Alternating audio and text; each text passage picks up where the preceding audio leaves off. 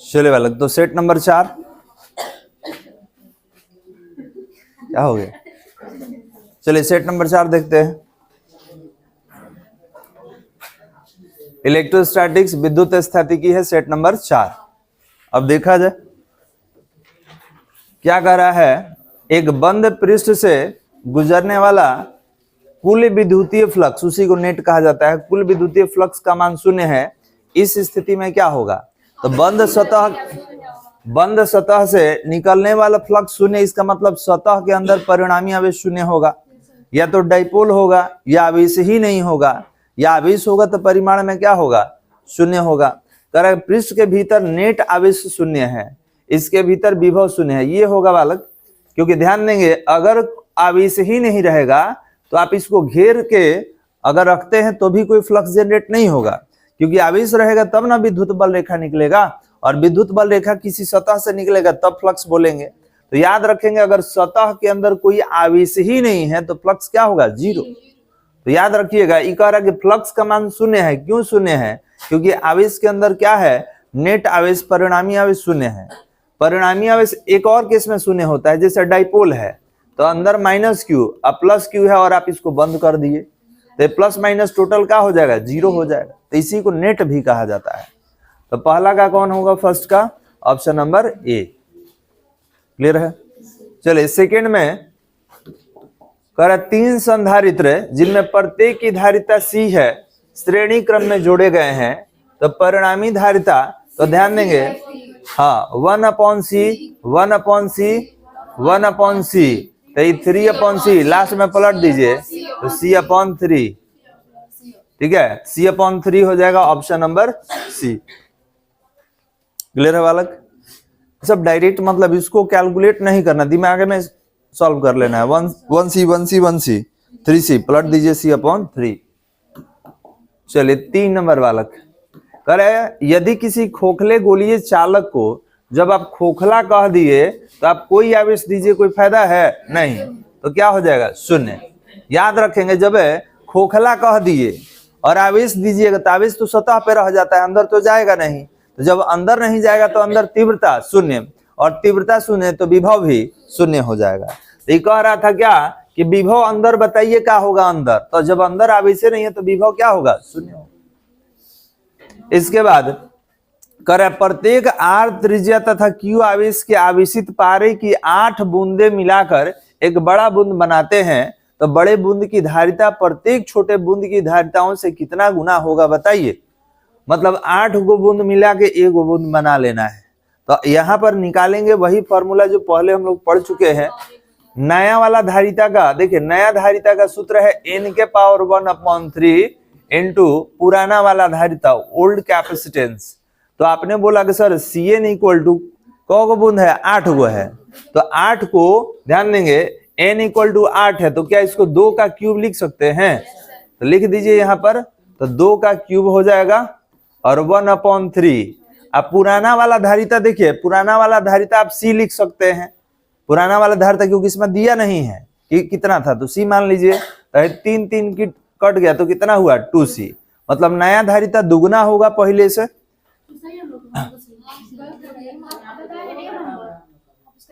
अच्छा चलिए, तो कितना होगा? ये होगा ऑप्शन नंबर बी, 2 गुना होगा। ठीक है, अभी सब आगे बात होगा, अभी आंसर देखते हैं कितना होगा। 2 गुना, जितना होगा सामने रख लेंगे। ऐसा लग रहा है कि एक और क्वेश्चन है इसमें। अच्छा है नहीं है, आगे देख लीजिएगा। कह रहा है विद्युतीय धारिता का विमीय सूत्र होगा, बताइए। Option number C, m⁻1 L⁻2 T⁴ A²।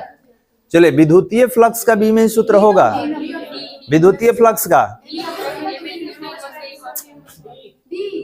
हमको देखिए ABCD करके चाहिए, पढ़िएगा तो सब एक जैसा है। कितना होगा? mLQ T⁻3 A⁻1, mLQ T⁻3 A⁻1। एक लिस्ट ही बना लेना होगा याद करने के लिए इसको। चलिए, उसके बाद करें किसी भूयोजित चालक को, अर्थिंग जो देते हैं ना, अर्थ से कनेक्ट करते हैं, भूयोजित कहा जाता है। विद्युत रोधी आवेशित चालक के निकट ले जाने पर बाद वाले चालक की विद्युत धारिता का मान, तो याद रखेंगे जिसके निकट ले जाइएगा, मान ली कि कोई चार्ज है और उसके निकट ले जाइएगा तो उसका तो विभव कम कर देगा, उसका विभव कम कर देगा, तो विभव कम करेगा तो धारिता क्या हो जाएगा, बढ़ जाएगा। ठीक है, मान ली कोई चालक है, कोई पहले से चार्ज है, अपन चार्ज को लेके गए हैं तो उसमें से आवेश कम कर देगा, तो आवेश कम मतलब विभव कम, तो विभव कम मतलब धारिता क्या हो गया, बढ़ जाएगा। तो याद रखेंगे धारिता का मान क्या हो जाएगा, बढ़ जाएगा। चलिए 8 नंबर में विद्युतीय द्विध्रुव आघूर्ण का विमीय सूत्र, ऑप्शन नंबर सी LT, अभी पीछे वाले में भी आया था। चलिए 9 नंबर क्वेश्चन बालक, आवेश के पृष्ठ घनत्व का मात्रक होता है, क्या होगा, कूलम्ब प्रति मीटर स्क्वायर। कहाँ है जी, ऑप्शन नंबर ए कूलम्ब प्रति मीटर स्क्वायर। आवेश के पृष्ठीय घनत्व को कैसे सूचित किया जाता है, सिग्मा से। सिग्मा क्या होता है, charge per unit area coulomb प्रति मीटर स्क्वायर, वही हम लोग वहां पे टिक किए हैं। चलिए अगला क्वेश्चन है, 10 सेंटीमीटर त्रिज्या के चालक के गोले पर 1 माइक्रो कूलम्ब का आवेश है, इस निकाय का अधिकतम विद्युतीय क्षेत्र होगा, कितना होगा बालक, कैसे होगा बताइए, कैसे बनाए, न्यूटन पर कूलम है ना बालक, न्यूटन पर कूलम है, तो ध्यान देंगे आप E = 1/4πε0 Q/r से निकाल सकते हैं। देख लीजिए न्यूटन प्रति कूलम दिया हुआ है, तो यहां पर अगर निकालेंगे तो E = कितना, 1/4πε0 Q/r²। अब यहाँ पे क्या दिया हुआ है, यहाँ पे हमसे E पूछ रहा है, तो इसका वैल्यू तो आप जानते ही हैं, 9 × 10⁹ होता है। आवेश दिया है जी, आवेश यहाँ पे देखिए 1 माइक्रो कूलम, माइक्रो हटा दिए 10⁻⁻6 से, और नीचे r² है तो 10 सेंटीमीटर, तो 10 सेंटीमीटर है तो स्क्वायर का मतलब 2 बार लेना है, तो 10 का स्क्वायर 100 हो गया, और 2 बार सेंटीमीटर को मीटर में बदलिएगा, तो 1 बार बदलिएगा तो 10⁻⁻2, तो 2 बार बदलिएगा तो 10⁻⁻4, हल कर लिया जाए। तो यहाँ पर ध्यान देंगे, यहाँ पे डबल 0 से इसको कैंसिल करा दीजिए तो 7 को 0 बचेगा, और यहाँ 6 है, कैंसिल करा दिए तो कितना, -2। अब 7 को में से 2 को घटा दीजिए, कितना, तो 9 × 10⁵ न्यूटन प्रति कूलम। कौन होगा, ऑप्शन नंबर ए। क्लियर है, तो यहाँ पे ऑप्शन नंबर ए होगा सही, इसी पर रख के बना लेना होगा। चलिए आगे बढ़ा दे, क्वेश्चन नंबर 11 की ओर आगे बढ़ा जा। 11 नंबर सारा MCQ है आपका। धातु के आवेशित गोले के पृष्ठ से केंद्र की ओर जाने पर क्या होगा, तीव्रता घट जाएगा, तो तीव्रता का मान क्या होगा, घटेगा। केंद्र पर तीव्रता, केंद्र पर, सतह पर सबसे अधिक, सतह से दूर घटेगा। चलिए विद्युतीय द्विध्रुव की निरक्षीय स्थिति में विभव का व्यंजक क्या होता है, 0, और अक्षीय पर P/r², ये होगा, ये P/r²। अक्षीय पर, लेकिन हमसे इसमें क्या पूछा है, निरक्षीय पर पूछा है, तो निरक्षीय पे क्या होता है, 0। ठीक है, प्लस माइनस के लिए बराबर होगा तो कैंसिल हो जाता है। चलिए विद्युतीय विभव का विमीय सूत्र, option number D, mL² T inverse 3 A inverse 1।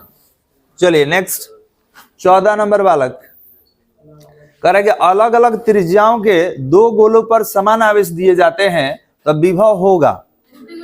अब बताइए कि अभी तो फॉर्मूला हम लोग लिखे हैं विभव का, कितना नंबर 14 न, विभव का सूत्र क्या होता है, 1/4πε0 और P/r। डाइपोल नहीं ना था, नहीं डाइपोल नहीं है, डाइपोल में r² हो जाता है। तो अब यहाँ पे ध्यान देंगे, अब यहाँ पर ध्यान देंगे बालक कि V में और R में कैसा संबंध, उल्टा। ठीक है, तो यहाँ पर अगर त्रिज्या आपका, ध्यान दीजिएगा, त्रिज्या कम रहेगा तो विभव, और त्रिज्या ज्यादा तो विभव। अब देख लीजिए क्या कह रहा है, कह रहा है कि अलग अलग त्रिज्याओं के 2 गोलों पर समान आवेश दिए जाते हैं तो विभव होगा। तो छोटा त्रिज्या पर ज्यादा विभव और बड़ा त्रिज्या पर कम विभव। तो कह रहा है कि छोटे गोले पर ज्यादा होगा, बड़े गोले पर ज्यादा होगा, दोनों पर बराबर होगा, गोले की पदार्थ की प्रकृति पर निर्भर करता है। नहीं बालक, अभी हम लोग पढ़े हैं कि अगर आपका त्रिज्या कम होगा तो विभव ज्यादा, त्रिज्या ज्यादा तो विभव कम, क्योंकि अभी फॉर्मूला में देखे हैं कौन सा संबंध, व्युत्क्रमानुपाती, 1/4 पे epsilon naught q upon r, उल्टा में क्या था, संबंध था। तो याद रखेंगे गोला छोटा होगा तो विभव ज्यादा होगा। अगला, समांतर प्लेट संधारित्र के प्लेटों के बीच आकर्षण बल होता है, ठीक है। तो ये आपको लिखे हम लोग नोट में आकर्षण बल के बारे में, ये होगा कितना, Q²/2 epsilon not A into के। अब इसमें के क्या है, तो डाइलेक्ट्रिक कांस्टेंट होता है जिसको पारावैद्युतांक कहते हैं, बाकी सबसे तो आप परिचित हैं ही। यहाँ पे ए क्या है, प्लेट का क्षेत्रफल है, डी क्या था, इसमें तो डी है नहीं, डी प्लेट का दूरी था, दो प्लेट के बीच का दूरी, तो कितना होगा, ऑप्शन नंबर बी होगा वाले। चलिए नेक्स्ट 16 नंबर, फिर वैसे यही है जो पीछे मिला था। करा कि यदि 1000 बूंदे और समान आकार के हैं एवं जिनमें पदार्थ की धारिता 5 माइक्रोफैराड है, बड़ा बूंद बनाता है तो धारिता बताइए। हम बताए थे कि यहाँ जब देगा तो क्यूब देगा, जब देगा 64 दे दे, ठीक है, आपका 125 दे दे, 1000 दे दे, मतलब कुछ देगा तो क्यों ही देगा। तो नया बूंद का धारिता पूछ रहा है बालक 16 नंबर में, 16 नंबर में। तो Cn इक्वल टू क्या पढ़े हैं, n का पावर 1/3 और पुराना वाला धारिता। तो ये बताइए कि n कितना है, बूंदों की संख्या 1000, तो क्या 10 के पावर क्यूब लिख सकते हैं, 10 के पावर क्यूब होगा। तो यहाँ पर Cn इक्वल टू क्या होगा, 10 के पावर क्यूब हो जाएगा, और 1/3 पुराना वाला धारिता कितना था, 5, तो कितना हो गया, 50 माइक्रोफैराड, 50 माइक्रोफैराड बालक। ऑप्शन नंबर बताइए, ऑप्शन नंबर ए में ही है, हम चेक किए हैं, आप ही ना चेक कर रहे हैं जी, है कि नहीं। हम बोले हैं कि ध्यान से चेक करना है बालक, ठीक है, तो जल्दी जल्दी चेक करते रहता है, ये भी हो सकता है कि ज्यादा मत आ जाए लोग का नंबर। अच्छा चलिए आगे बढ़ते हैं, ध्यान से चेक करना है, आप गलत चेक कीजिएगा बालक तो याद रखिएगा आपका भी कोई चेक करेगा बोर्ड में, और जो आप गलती कर रहे हैं वहां वही गलती रिपीट हो जाएगा। तो किसी का भाई चेक करना है तो सही तरीके से ध्यान से, एक भी नंबर इधर से उधर नहीं होना चाहिए। चलो, संधारित्रों के श्रेणी क्रम संयोजन में जो राशि प्रत्येक संधारित्र के लिए समान होती है क्या होता है, आवेश, और समांतर क्रम में विभव, विभवांतर सब में समान होगा। तो याद रखेंगे श्रेणी क्रम में सभी संधारित्र के लिए आवेश का मान क्या होगा, एक समान। इसके बाद 3 संधारित्र जिनमें प्रत्येक की धारिता C है, समांतर क्रम में जोड़े गए हैं, तो C plus C plus C कितना हो जाएगा, 3C। समांतर क्रम में तो डायरेक्ट जोड़ देना है जितना है। चलिए अगला, 2 माइक्रोफैराड तथा 4 माइक्रोफैराड के 2 संधारित्र श्रेणी क्रम में है तथा इनके चरम सिरों पर मतलब टर्मिनल पॉइंट पर 1200 वोल्ट का विभवांतर आरोपित किया जाता है। तो 4 माइक्रोफैराड वाले संधारित्र पर विभव बताइए कितना होगा।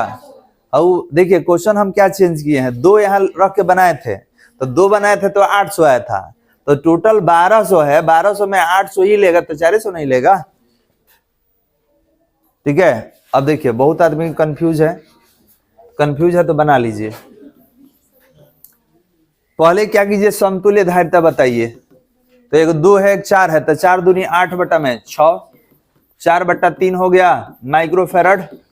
अब टोटल आवेश बताइए, तो Q इक्वल टू C भी होता है, तो 4/3 और वोल्टेज कितना था 1200, 3 चौके 12, आवेश कितना हो गया 1600 माइक्रोकूलम, माइक्रो तो हटाया नहीं है। अब आपसे क्या कह रहा है कि हमको 4 माइक्रोफैराड पे बताइए, तो Q इक्वल टू C भी होता है, Q इक्वल टू C भी, तो C equal to Q upon V हो जाएगा। क्या निकालना है जी, विभव निकालना है ना, वोल्टेज निकालेंगे, तो V इक्वल टू क्या होगा Q अपॉन C। ये कितना है 1600 और ये वहां पर कितना है 4 पे निकालना है ना, 4 पे, तो 4 चौके 16 कितना होगा 400 वोल्ट, ठीक है। क्योंकि 2 वाले पे निकाले थे हम लोग, कितना आया था 800 आया था। चलिए तो कितना हो जाएगा आपका 400 वोल्ट, ऑप्शन नंबर ए, ऑप्शन नंबर ए हो जाएगा। पीछे वाला वीडियो देखिएगा, उसमें 2 माइक्रोफैराड पे निकाला गया है।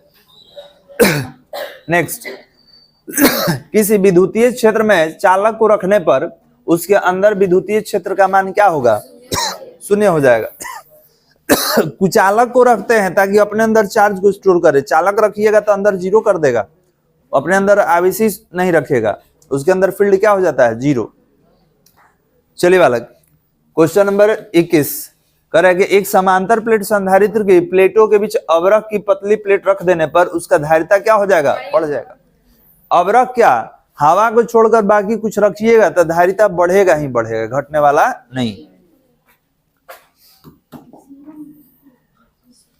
चलिए नेक्स्ट, किसी वस्तु का पारावैद्युत स्थिरांक हमेशा अधिक होता है 1 से, तो 1 से अधिक होता है, ऑप्शन नंबर सी। ये तो होगा नहीं, ये होगा नहीं, ठीक है, तो 1 से अधिक होगा, 2 से नहीं लेंगे क्योंकि 1 किसका होता है, निर्वात का या एयर का, हम लोग 1 लेते हैं। चलिए नेक्स्ट, संधारित्रों के समांतर क्रम संयोजन में जो राशि प्रत्येक संधारित्र के लिए समान होता है वो कौन है, विभवांतर।